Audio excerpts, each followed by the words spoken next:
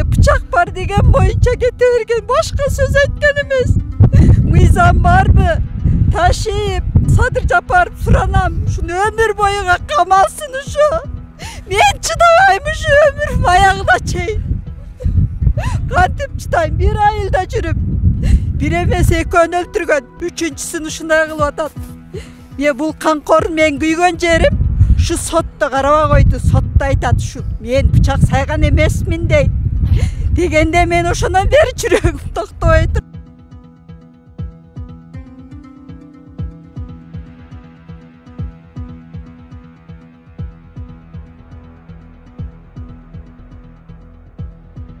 Bir balamı mayıp olsa, bir balamı bıçak sayıp öldürmezse, bu mizan degen işte karapayım ellerge işte.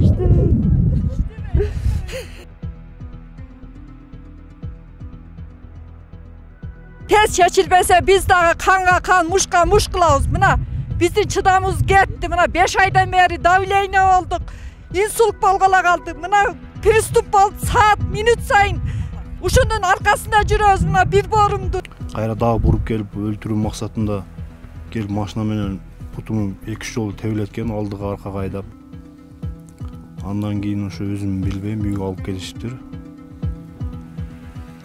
Бул атайын ошо экөөбүздү öldürүү максатында ошо Россия жергесинде иштейт, ошол жерден атайын биз үчүн келген экен, öldürүү максатында.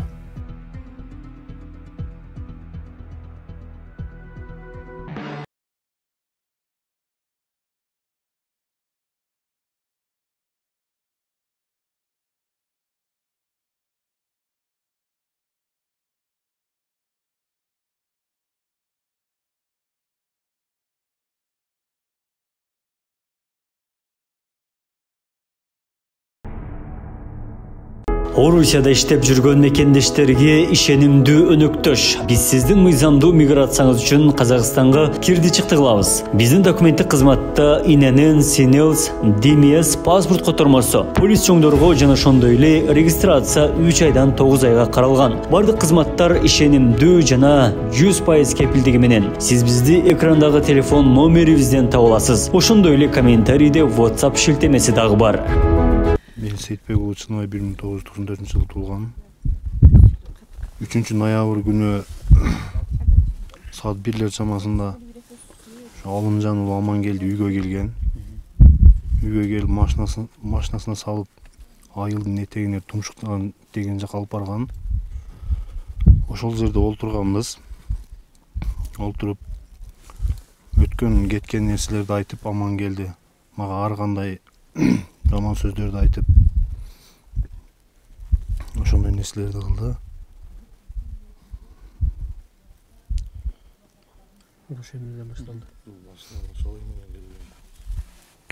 Ошентип отурганда уруш башталды. Бул машинасын нары бери айдап кетип аткан. Анан бир аз масыраак экен эле. Анан ошо айылдын кеч кирип калган убагы эле. Айылда жаш балдар көп болот. Анан ошого бул мас болуп калды, машинасын ключун алып коеюн деген ойдо барганымда келип машинадан түшүп балка менен урган. Башыңызга? Башыма. Оң тап, сол тарап жагыма балка менен уруп, башымдан сразу кан агып кетти. Кан агып кетип отуруп туруп калганымда эле кайра келип машина менен сүзүп кетти. Андан нары өтүп дагы кайра буруп келип дагы сүздү. Өйдө турганымда машинанын капотуна түшүп лобойго башым тийип, бул жак башымда жарылган. Ошентип жерге жатып калганда кайра дагы буруп келип öldürүү максатында келип машина менен путуму 2-3 жолу тебилеткен, алдыга аркага айдап. Андан кийин ошо өзүм билбейм, үйгө алып келишиптир. Бул атайын ошо экөөбүздү öldürүү максатында ошо Россия жергесинде иштейт, ошол жерден атайын биз үчүн келген экен, öldürүү максатында. Ошо иниңизде азыр эми баягы коомчулук айта берет да, баягы окуянычы кантип аралашып калды депчи. Иниңиз кантип мисалы ошо бул жерге бычак салып калды? Иним ошо мен ошо без сознания болуп калганда үйгө алып барышкан экен. Мени алып барышып, ошол жерде мени көргөн иним ошо эмне себептен уруштуңар деп ошону суроо максатында келгенде, ошол ылдыйдан качып келип үйүнө алып келип ошол жерден бычак сайган. Ошонун негизинде 3 жолу. Ошонун негизинде өкмөм өлүп атат. Азыр эми ошол тергөө боюнча дагы айтсаңыз, тергөөнү мындай адилеттүү жүрдү, мындай бир калыс жүрдү деп айтасызбы? Анан соттун ошол акыркы чечимдерине, соттун ошол кадамына кандай жабырлануучу катары кандай баа берип атасыз? Анан жана да айтып кетпеди. Неме кылмышка шектүү тараптын ошол сизге бычак сайган кылмышкер эми баягы соттун чечими менен. Ошол азыр СИЗОдобу? Анан ал эмнени талап кыласыздар азыр? Сиздин талабыңыз эмне азыр? Биздин талабыбыз сот адилетсиз карап атат. Ал тарапты көбүрөөк карап бизде кимсиңер дегендей кылып коюп эле. Биздин ата-энем барса, даже ата-энем менен бери кыйкырып, "Осы чыгып кеткиле, ыйлабагыла, андай мындай" деп ошондой нерселерди көргөзүп атат. Анан Имарова Нургүл ошо Амангелдин адвокаты ар кандай шылтоолорду айтып, соттук процесске келбей узартып атат. Ошо сотторго биз ишенбейбиз. Биз ошо моюн өлтүргөн эмесмин деп Тергөөдө далилденген. Толук далилденген.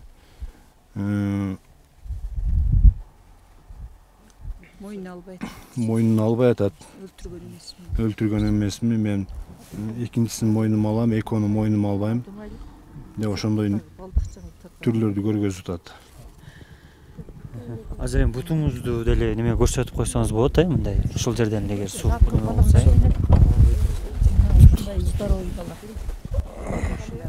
Сиз түшкөнүңүздү тарта беребиз, неме кыла бересиз?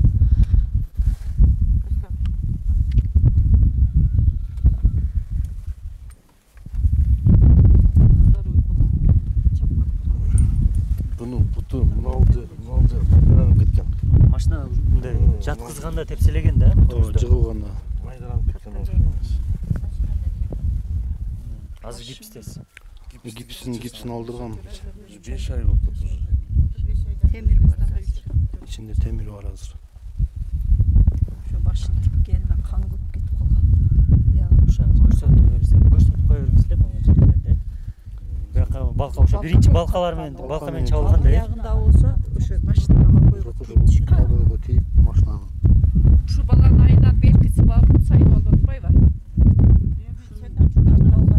Janardı үйдөн алып чыккан эки баланы жоопко тартып бергиле. Эңден эң суранганыбыз ошо башкын ушул ишти алып барган ошо эки түгөт групповой болгон бул. Бир адам эмес, үчөөлөп сабаган. Машинага сүздүргөн, башын сүздүргөн, путтарын тебелеткен. Кыскасы көп нерселерди колдонгон. Акырында бир чабан бала келип калып ошого жармашанан ошол аркылуу кичине элге кеткен. Болбосо ошол жерде буну деле өлтүрмөк, бул бала деле өлмөк ошол жердечи. Анан булардын ошол өлтүргөн аман бирөөлөргө чалган. Бирөөнү өлтүрдүм, экинчисин өлтүрөм. Билет алып даярдай бергиле, мен электронный кылып билет алгыла учуп кетем деген максат бар болгон. Бул план менен болгон иш. Бул групповой болгон. Жанагы эки сыртта жүргөн баланы главный ошол жоопко тартып бергиле, камалсын ошо. Bir balamın mayıp olsa, bir balamın bıçak sayıp öldürmezse, bu mizan degen işteyi karapayım öldürgece işte. Men ошо өлгөн баланын апасын эне катары мен жүрөгүм сыздап турат. Иштекени эстебейм. Азыр ошо баламы күйөөм аркасынан ээрчип жүрүп өлтүрүп алды. Келгенде бычак сайган 18ге толгон ой бала. Балама айтып мен муну жеткире албайм ушундай.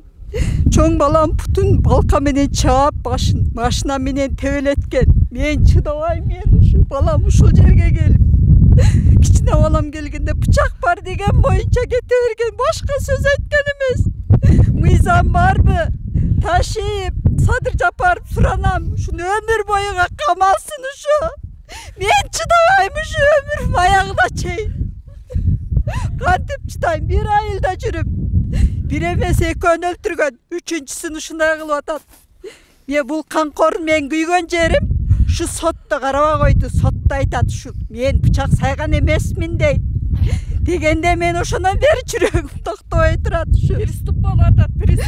Ушундай жаным уштап турам, мен суранам ушу. Ушундай кычындай 18ге толгон баланы кандай бычаксайды ушу адам баласы. Кандай колу барды ушу мыкаачылык. Ушу өмүр боюга кетсин. Мен чыдабайм буга. Мен эне катары жүрөгүм сыздап турат. Мен суранам. Ушу тергөөдө сот ошо сот болсо бизди караган жок, бычак сайган жокмун деп танып атат. Десе дагы сот бизди сүйлөтпөдү ошол жерде. Мен ыйласам ыйлатпады ошол жерде. Мына эжем мен жанында күйүп отурганда айдап чыкты буну сот залында. Ушуну карап бериңиздер, мен суранам, мыйзам болсо чечип бериңиздер ушуну. Канча тапаныбыз талкан болду, бара берип чарчадык. 2 күнүн биринде чакырат сот. 2 күнүн биринде чакырат, тууган уруу менен барам, карап койбойт. Созгону. Ушу мен чыдабай калдым акыры. Омар аттуу соттун төрагасын жоготкула, ол окшогон соттун бизге кереги жок. Мына элдин көйгөйүн ойлобогон, ол окшогон эненин жогу жакшы, өкмөттүн акчасын жеп бекерден жатат, бизди ыйлат ошо жерде, бизди бир сүйлөтпөй койду.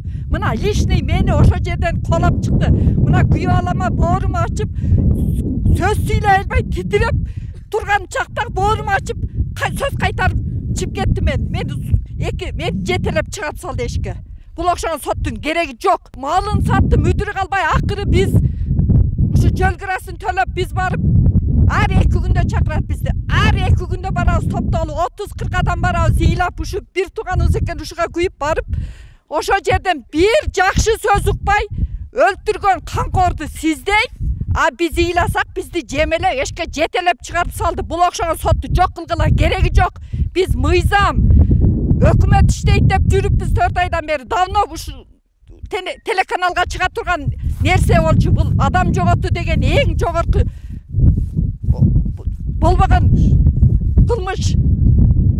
Бардыгыбыз жүрөк титиреп, бир айдын баары жүрөк титиреп ыйлай турган окуя болуп атат. Бул кайдыгер карап койду, бул сотчу, бул окшогон аялдын кереги жок. Мына баласы, бир баласы майып болуп Өзбекстанга 5-6 кирип чыкты. Бир кабар алган киши жок. Өздөрү кабар албаса тууган уругун жөнөтүп, мына мал мүлк калган жок, тууган урук камбагал болуп бүттүк. Туш тараптан карыз тутуп атат. Ушулар сакайт олайлы, канча адам барып турабыз, 30-40 адамды нервин кайнатып, бардыгыбызды давление кылып чыгарды ошо залдан. Мына ар 2 күндөн биринде приступ болуп, акыркы күндөр чыдабай калды. Биз мына бир тууган экенбиз, ашыбызды ишибизди таштап, ушу сиңдибиз менен кошо болуп атабыз. Ушуну жогото албайлы деп атасы курган болсо, булам приступ болуп, бул жакта өзүнүн туугандары укасын карап атат. Биз сиңдибизди карап мынандай ушундай акыбалга келип калдык. Карап койгула, коомчулук. Сиз дагы неме айтыңызчы, атасы катары ошол окуя, ошол каза болгон балаңыздын аты жөнү, кийим, канча жашта эле, анан окуя кайсыл бычакты каерде сайып атат? Ошону барып көрсөтсөңүз болобу? Неме 18 жашта болчу. Сейитбек уулу Жеңишбек менин балам 18 жашта болчу быйыл. Быйыл 18'de бүткөн бала. Ушул анал турган үйүндөн буну бычактап алам. Баягы күчтүү жаш бала качып келтирип жерге жыгылган. Бул эми балама жардам көрсөтмөк турсам, бул уже билет алып, бул кылмышкер канкор бул Россияга качып кетмек болгон. Бунун тагасынын машинасы менен жардам кылбай туруп качкан бул. Эми бул бычак жок, бул жалган маалыматтар дер. Сиздин колуңузда таяк бар эле, таяк менен. Менин колумда таяк эмес, мен ушу баламды сактап калыш үчүн жыңайлак. Пут кийимим жолдо түшүп. Жыңайлак келгенмин мен бул жерге, мен ол колумда таяк болгон эмес. Мына биз сотко барсак, соттор бир тараптуу карап атышат. 4 айдан жүзү болуп калды мына. Жыйынтык чыкпай атат бизге. Урматтуу Садыр Нуркожоевич, УКМКнын начальниги Камчыбек Ташиев, сиздерден суранам дагы, өтүнөм дагы. Ушуну көз салып коюшуңуздарды. Урматтуу Камчыбек Ташиев, Садыр Жапаров, биздин ушу көйгөйүбүздү чечип бериңерди суранабыз.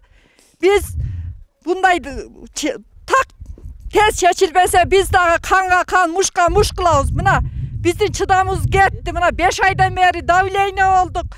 Инсульт болгола калды. Мына приступ болуп, саат, минут сайын ушунун аркасында жүрөбүз. Мына бир боорумдун. Бул Bunun ahvalı öte ağır. Bir emes ek olasından acırap, üçüncüsü jaradar bolup oturat. Uşunu tez arada çeçpörgör tuturanabız. Mına uşu Omorova degen sot jogalsın. Men dağ aytam uşunu. Jogalsın olakşoğan sottun geregi jok elge. Eldin koygan çeşpegen sottun hiç kaçan geregi jok. Ökmöttün akçaсын jep gana oturat. Advokatlar iştebey atat. Advokatlar akçаны jep toyup dagı vakt toybay atat oşo. Dağ alaylı dep vakt sozup atat kıskası. Biz ar 2 günde barıp çarçadık. Putuz kalmadı. Biz de tez arada çeçpörgör tuturanabız. Men şu ölgön balam apasımın şu. Men çıdam getdi Sadır Japarov taşıyıp men sizlerden suranam. Mından ары men çıday albayım. Men dagı şu tuğan uruğumu top şularga kanga kan muşka muş kılam. Çıdam getdi tuğra çeçip şunu ölüm cazasına gete turgan bala bul. Şu ömür boyuga geçsin. Şunu men sizden suranam. Şu sottu dagı sot adiletти çeçken jok ayal başı menen meni sıylagan jok şu. Men sızdaganmı? Ene oğul dagı. Ene olsa da meni sıylagan jok. Suranam şu sizlerden. Bundan ары men çıdam getdi çıday albayım. 4-5 ay bolup atat mına. Karma otursat, uşun mizam çeginde seçip bersin. Advokatlarını almaştırsın. Biz uşunu suranabız. Bir el mına Kızılalay eli tınç yaşayızbı. Oşular bardığın mizam çeginde seçip advokatlarını almaştırıp bersin. Bütünöbüz. Ayas ulumuz boladır. Biz güyüp atabız. Şu kандай semiyeli bulacakçı? Baldары kандай ele? Baldары ötө jakşı. Ötө jakşı baldar. Çırı jok. Bir jakşına baldar. Ya mындай kılgan işi tur emes da. Uşunu mizam çeginde seçip bersin. Advokatlarını almaştırsın. İlagım gelet. Hökümet degen ilgeri birdek olganda tok uğurdasa dağı emetetiler. Kamayteler. Bolku hazır bolku dollarda kalıptır. Usul uyat ey. Uyat. El bütünde ölen usul balattılar. Ne çak geçilettiler. Onun ne karma atat? Dollar alat. Ne alat? Kim sotu? Onu karavaysın arbu. Karaş gerek. Eltirden gelsin. Yuka karaştır. Jakşına. Berjon advokatı jakşı surasın. Mizam çeginde surasın. Aynen. Bizden yüreğimiz var atat. Yüreğimiz. Bir usul 10 emeden 17'ge zorga çıktı usul bala. Şuga ilagım gelet da. Ana onda ele komşu. Jakın ele. Geluşu tağa dep yemetçiler. Şunu men aytamam. Şu zakon yeme boyunca karmasın. Ova. Mizam çeginde. Биздин суранарыбыз эмне жалпы айылдын суранычы. Ушу айылда тополоң болбосун, эртерээк сот чечими чечилсин мыйзам чегинде. Булар дагы эртең ушинтип созулуп жүрө берсе, булар дагы жана чыктып болуп анан дагы кырсык болуп кетпесин деп биз деле коркуп атабыз өзү. Ушу айылыбызда тынчтык болсун, тынччылык болсун. Мыйзам чегинде баардык нерсе каралсын, эртерээк чечилип. Эми туура эмес кадам жасаган өзү. Туура эмес. Сейитбек акенин акыбалында түшүнүп атам мен дагы. Анан негизиле ошол кылмышка шектүү катары чында өзү азыр камакта да СИЗОдочу. СИЗОдо анан кайынча берене коюп атат. Кайсыл беренени коюп атат? Сиздер эмне талап кыласыздар? Биздин коюлган ошол тергөөчтөрдүн коюлган беренеси 2 убийство. Bir убийство, bir попытка к убийству. Денеге залал келтирүү боюнча. Анан кийин ушул атасына каршы бул жерде да бардыңарды уруп, өлтүрүп жоготомун деп туруп, бычак шилтеп атырылганда атасы менен апасы чыга калып, ошолор кармап калып бычактарын алган.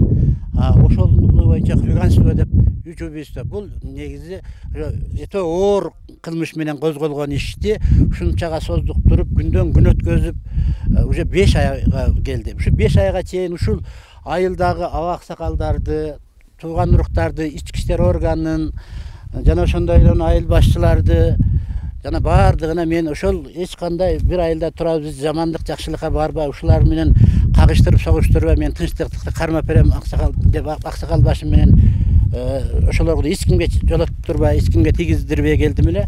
Буларда сен да дедиргеним жок. Эми азыркы мезгилде булардын да кайдыгерлиги уже Москвада ата-энеси Москвада жүрөт. Экинчи бир баласын үйлөп ал жакта тойдо жүрөт. Алар негизи бул жерден сыртка чыкпаш керек эле. Күбө катары алар жазылуу ошол күбөлөрдүн эсебинде. Булардын ушундай эле кайдыгерсиздиги, тоготпостугу биздин чындыгында туугандардын ушунчалык кыжыбасын кайнатып, буларды мен уже мындан башка токтото албай койдум. Сиз мыйзам чегинде барды каралат деп жүрүп, ушуга келдиңиз деп туруп, азыр менин сөзүмдү укпай калды. Булар азыр ар кандай ишке барышы мүмкүн. Мен ошон үчүн мына эл журттун алдында, ошол ички иштер органынын алдында телевидениеде ошо кыскасы өзүмдү айтып коеюн дедим. Эми менин ушу негизги кайрылып келе турган нерсем ушул мамлекет башчысы Садыр Нуркожоевичке, УКМКнын башчысы Камчыбек Ташиевке ушул айыл жериндеги болгон кылмыштардын ушунчалык 5 айлап факты бардык эксперттик данныйлар, заключениялары далилденип бардыгы турган нерсени күндөн күнгө бир адвокаттын айынан ушул күнгө чейин кармалып, ушул күнгө чейин жыйынтык чыгарбаганына аябай биз нааразыбыз. Ушуну Камчыбек Ташиевич сиз өз көзөмөлүңүзгө алып, ушуну тез аранын ичинде бир жыйынтык чыгарып берүү жагын суранат элек. Ушу Кадырбек Эшмаматов ушул жабырлануучу менин бир тууган укам болот. Өлгөн баланын абасы болом. Жабырланып буту майып болгон баланын дагы абасы болом. Ушул көпчүлүк мына бул эл дагы суранып айткан, ушу биздин арабызда эл башыбыз турат, аксакалдарыбыз турат. Булар дагы өз ойлорун айтат. Эми ушул сөзүм ошо пресс аркылуу Садыр Нуркожоевичке жана Камчыбек Ташиевке жетет деп ишенем.